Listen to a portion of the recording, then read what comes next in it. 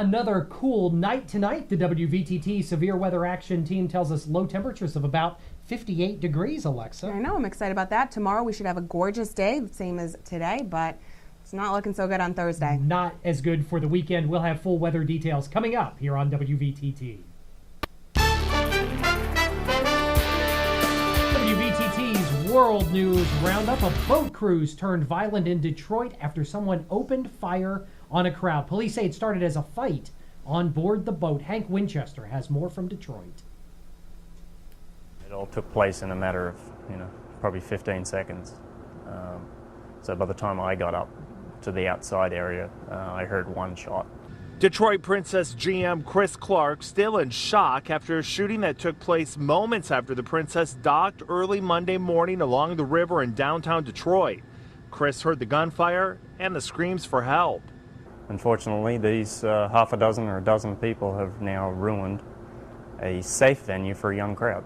We're told a family brawl broke out on board, and once the boat docked, the female passenger got off, got into her parked car, and got a gun. She then waited for her victims. 7 people were hit, including a crew member. The Sunday night party promoted by hip-hop radio station 107.5, although the station did not sponsor this event. There have been 8 similar Sunday night cruises targeting a younger crowd.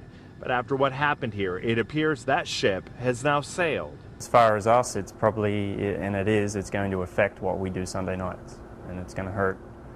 It's going to hurt other parties, I'm sure, for those that really think Detroit is an unsafe place. A humpback whale calf in Australia was hurt after a painful run-in with a ferry. A propeller hit the calf when it was with its mother on Monday, and as Jody Spears reports, wildlife authorities are hopeful the young humpback will survive.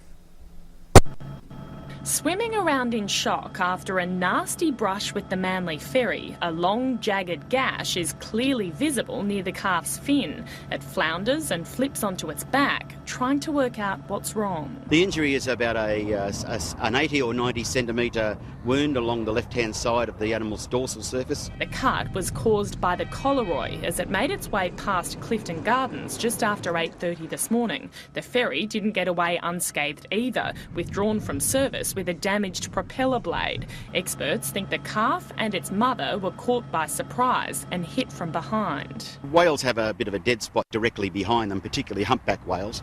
A run-in like this seemed inevitable, with rising numbers of whales and boats on the harbour. During the season, ferry captains have a deckhand on the bridge to help spot whales, and the mammals normally keep their distance. Generally speaking, whales are very able to outmanoeuvre and move away from vessels.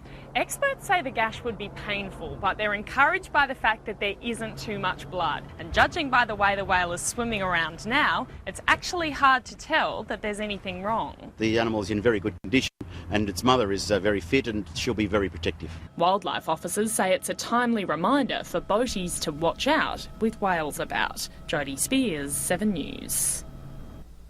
A 6-year-old girl was rescued from a reservoir north of New York City after she was spotted by boaters clinging to a floating body. The body was later identified as 59-year-old Pamela Kaner, who was a family friend.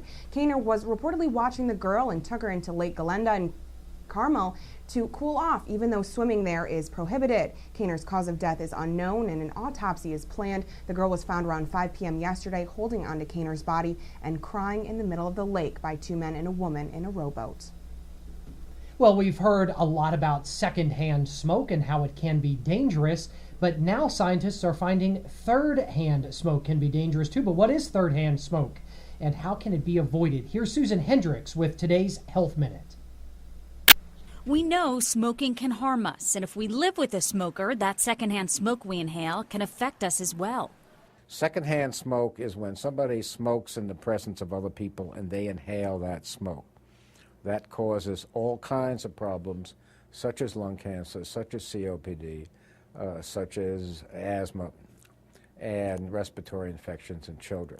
Now scientists are finding that third-hand smoke, which is the fumes that come off somebody who has smoked elsewhere, can have a negative impact on our health as well as our children's. There's evidence now that third-hand smoke is a risk factor in children for some of the same things as second-hand smoke, like chronic ear infections and chronic respiratory infections. Your clothes reek of smoke, your hair reeks of smoke. Your little child with asthma is going to get an asthma attack more than likely. How to avoid passing on your smoke to others?